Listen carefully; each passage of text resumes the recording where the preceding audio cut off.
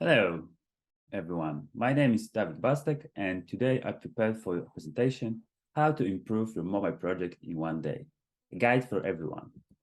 First of all, briefly about me. I am a mobile QA engineer since 2017, and I work mostly with mobile technologies like Android and iOS. I am also a creator of Appka, mobile testing meetup, and a huge fan of basketball and ultimate frisbee. Below my social media, and if you want to talk about my presentation or anything related to mobile testing or maybe Ultimate Frisbee, you can message me on the LinkedIn. I will try to answer as fast as possible. Also, you can add me to your network on LinkedIn as you wish. Agenda for today, a short introduction, why this presentation. Also, I will be talking about a few tools which were really helpful during my work and also during my projects. It will be mostly about, the presentation will be mostly about good practice and some basics. There's no rocket science, and all tools was added by myself into the projects. I hope you are ready as me. Let's go. Why this presentation? Once I worked in the project where my client decided to create a whole new application for iOS. It was a greenfield project. He hired a few really talented people, included me, and we started working with something new, which was really interesting for us. And after a few weeks, we faced some obstacles. So I told you the project was kind new, right? But it wasn't true. My client had Android application for 7 years on the market, and he decided to create the same one for iOS with the same feeling, look, and experience, user experience. But as you can imagine, it's not possible, right? If you at least seen the same application, iOS and Android, there's a different user experience. They had different guidelines, so it's not possible to create the same application for both platforms. Also, the lack of documentation was an issue. We had something from Android, but they are not up to date, and they not created any designs for iOS. There was no test cases, no documentation. We need to figure out how to work with the application, how to create them. There was no one from UX department who can help us, or analytics, so it wasn't easy. Also, unusual technology stack was that client decided to use a Kotlin multi-platform as a technology for iOS and Android, and he decided to take a core of Android application and build on top of that native views for Android and iOS. For Android, it was in Kotlin. For iOS, it was in Swift. So you can imagine how big mess it was inside, how much layers we had, and how it was not easy to find anything in the code, right? Oh, that was really messy stuff. Also, our team worked for the first time together, so everyone had a different experience, different knowledge about good practice, and we need to find our common language about that. Also, our tech lead was an Android guide, and sometimes he tried to force solutions from Android to iOS, and it wasn't helpful at all. But we find few tools which were really helpful for us, and I hope it will be also helpful for you. And let's start. The first tool is a Readme file. I think everyone heard about the Readme file, right? Everyone who at least once worked with code base, did some project setup, and etc. The Readme file is kind of documentation for how to use your project, how to configure your project, what's about your project for the first time. Why a good Readme is so important? if you're starting your first work and someone told you, okay, go to the Readme file, there's the information about how to start with the project, it's fine if everything is there, right? But I don't remember how many times there was a situation when Readme file it wasn't up to date, and as a new employee, I need to find someone who can help me to figure out why my project is not building, why it's not working. And I was walking around and asking people how to run my project, and I think it was nice. And like in the point two, the introduction to for new employees, and it wasn't easy. Also, Readme file can be a calling card. What's that mean? If you start for the first time coding, for, I don't know, if you are someone who learns something new and want to show off to a recruiter, it's a good place to show your skills there on the GitHub and put the information about your project, because mostly recruiters are not the technical guys, so they don't understand technical stuff inside. So it's good to have a really readable and good and up-to-date README.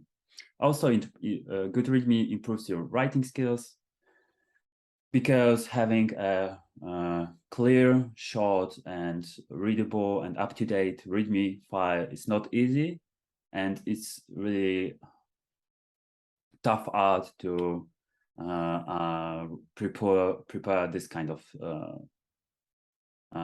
documentation.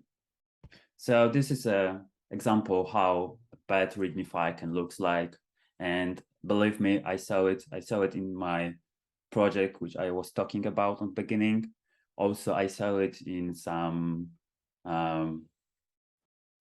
project of my colleagues who asked me to do a code review for them, side projects mostly.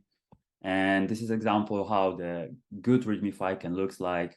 If you are looking for some kind of inspiration, I think most of open source projects have a really good documentation with an information about the project, precondition, installation, how to run tests, and how to run the project. And of course, nice to have about the license. The second tool is also related to the documentation, but it's used during the pull request. It's a pull request template, and it's used during the creating of pull requests. I really recommend to use it. Let's see how it looks, how it looks like. So on this pull request, screenshot with a pull request, you can see there is missing some reviewers. Also, the most important part, there's no description, so you don't know what the author mean during creating the pull request. Also, you can match pull requests, and there is no blockers. Probably we can fix it by using pull request templates. And this is an example of what pull request template can have it inside. A bunch of questions.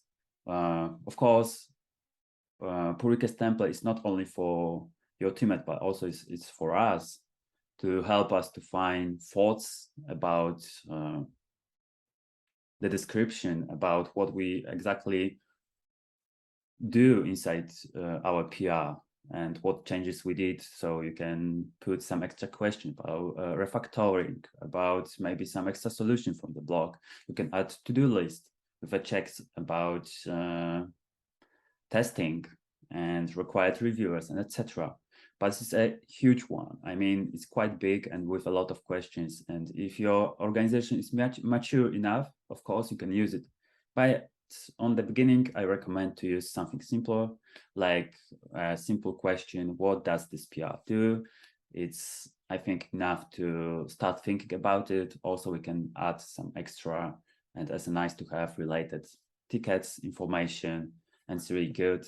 This is how it looks like when you add the configuration file into your GitHub or source tree or Bitbucket or GitLab. And this is only a text, so you can remove it, right? But still, maybe someone leave it and put some information here. The third tool, which I want to talk about, I think everyone is using it, or even if you are not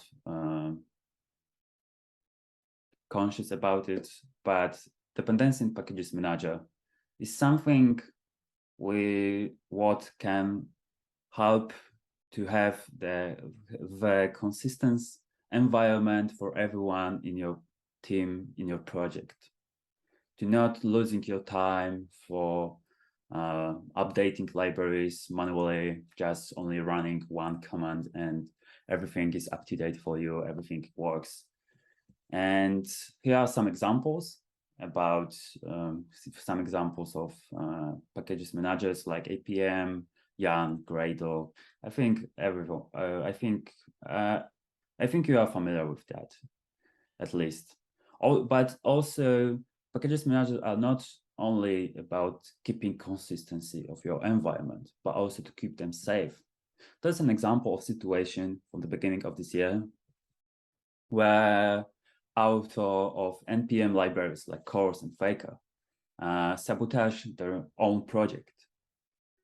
For more information, Chorus is like 3 billion downloads and Faker 300 million downloads around, and it used in 20,000 projects, so quite a big numbers, right? So, and author decided to sabotage his project because the project was open source and it was free, and he was unhappy about that because he didn't get any dotation for his work, so he decided to corrupt files in the newest version, and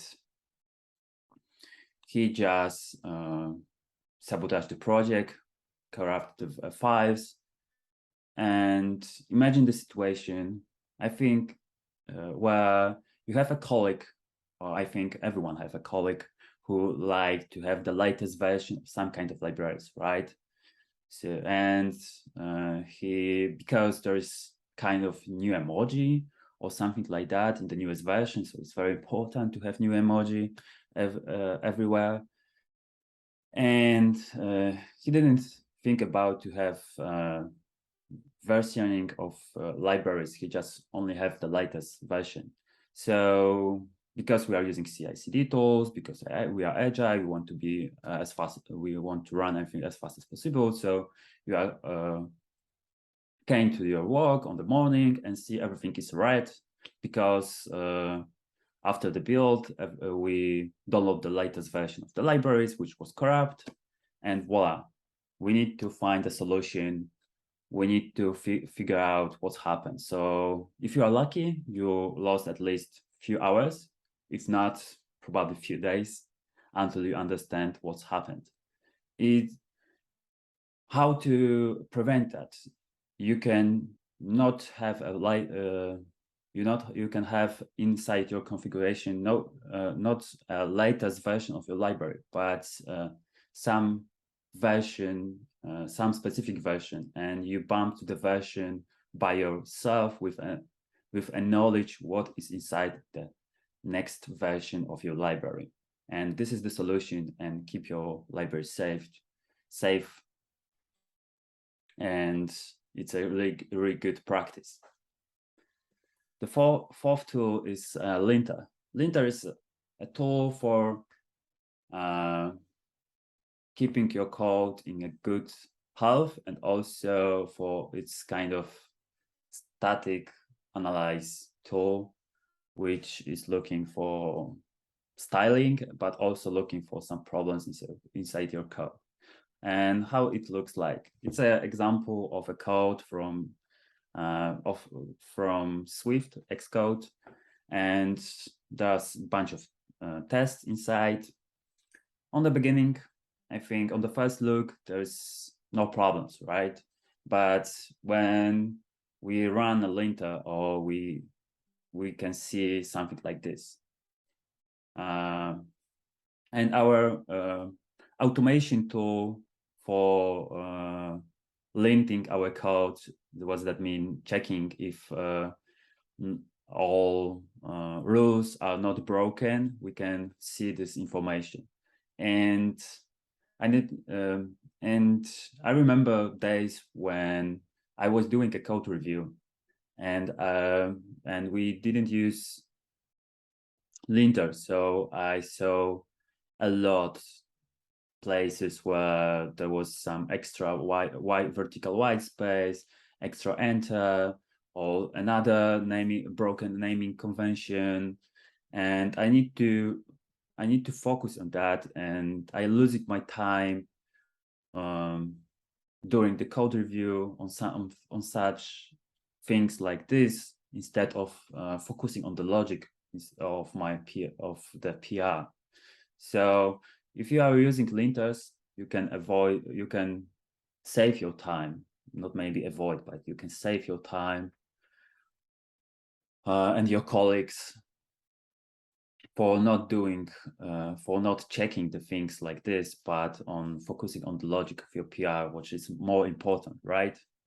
And how it works in mobile. So for Android, we have linter inside our Android Studio. So you can jump into the settings, editor, inspections, and voila, you have all information about your linters. You can turn it on, off, as you wish. Also, you can create your custom one if you want. It's quite simple.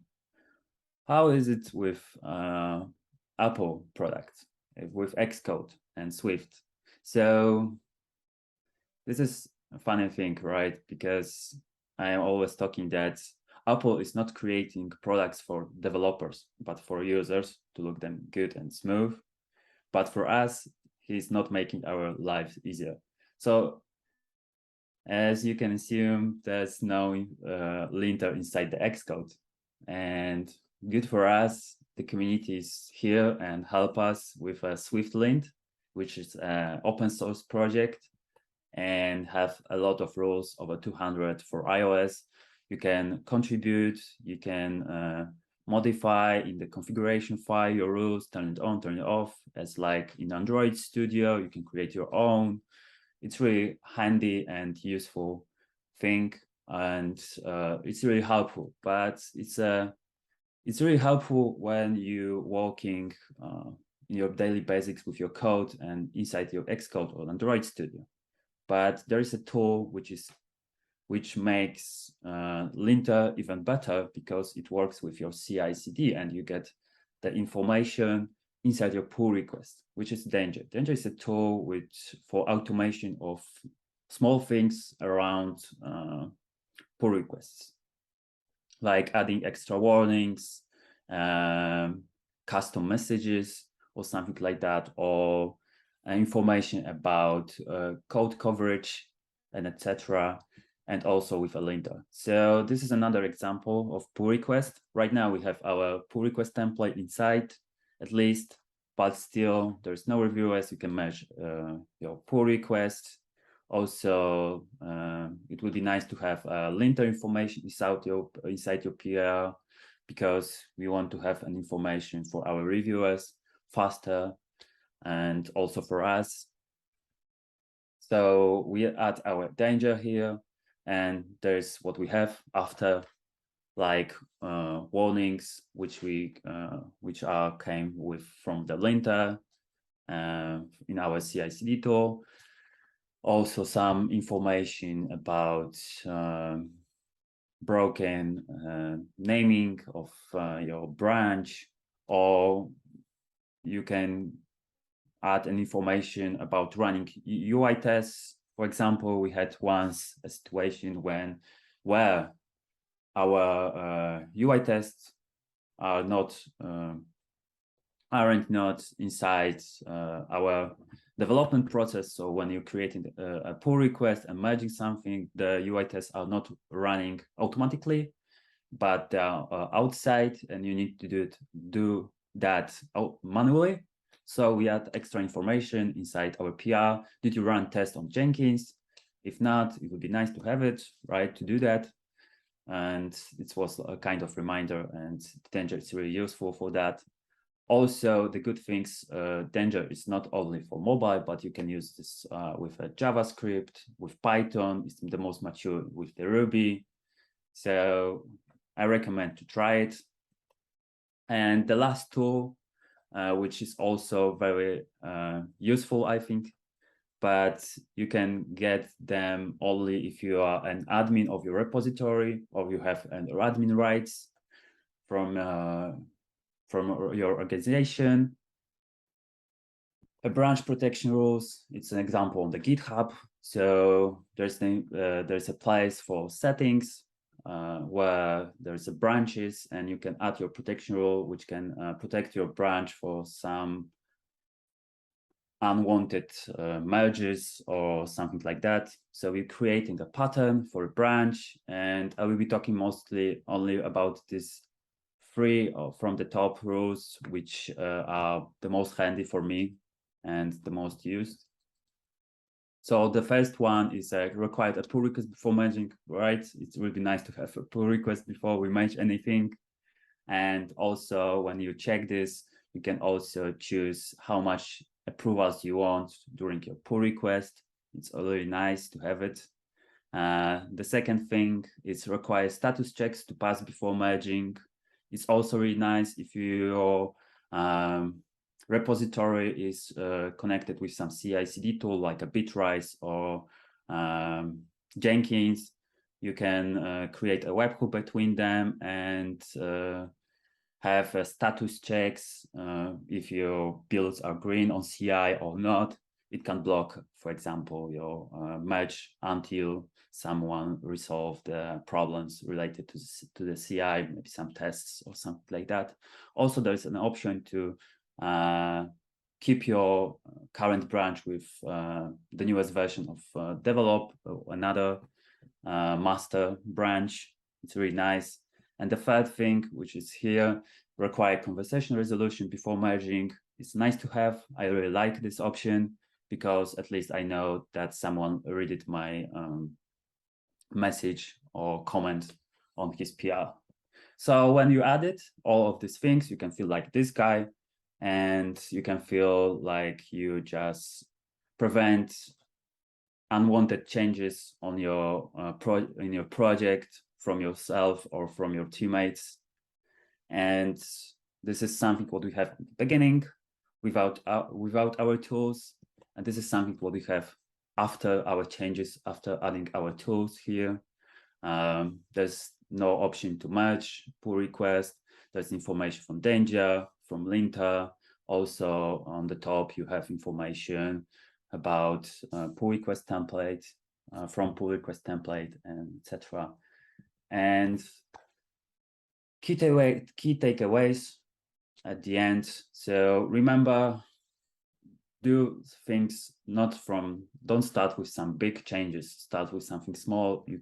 For example, like in this presentation, I introduce you 6 tools which you can add one by one in the small chunks of code with every sprint or something like that. And it's easy to maintain and easy to explain what you're just adding. Just do simple things and simple improvements. Also, remember the automation is your ally, like a danger or linter, which can help to let them do a boring and repetitive work to focus on something much more interesting and much more interesting for us. Also, don't be afraid to experiment. It's very important to create your proof of concepts. Is that even if you don't feel with this, it's really good exercises for you to learn about something new tools, to improve your project, and to have a discussion with your teammates and trust your team, discuss with them, and show your changes. And that's it. Thank you very much.